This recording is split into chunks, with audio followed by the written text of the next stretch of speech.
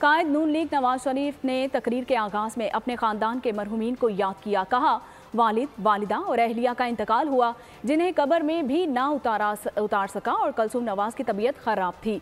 Jail हुकाम से दरख्वास्त की कि एक बार बात करवा दें। फोन होते हुए भी बात ना करवाई गई। मरियम साथ वाले सेल में थी, उससे भी मिलने तक ना दिया गया। तो अपने प्यारे इस आप से जुदा हो जाते हैं, वो आपको कभी दोबारा नहीं मिलते, वापस नहीं आते। मेरे वालिद फौत हुए, मैं कब्र में ना उतार सका। मेरी वालिदा फौत हुई, मैं कब्र में ना उतार सका। बीवी कुलसूम फौत होती है तो मुझे कहाँ इतला मिलती है? कैद खाने में, जेल में इतला मिलती है। जेल खाने के सुपरिटेंडेंट से पूछो। मैं उसकी मिन्नतें समाजतें करता रहा। मैंने कहा, देखो तुम्हारे मेज के ऊपर दो फोन पड़े हैं, ये 2 मोबाइल पड़े हैं, ये 2 लैंडलाइन पड़ी है। यार तुम एक छोटी सी कॉल मिला के मेरी बात करा सकते हो, करा दो। कहने लगा, हमें इजाजत नहीं है। बात नहीं कराई।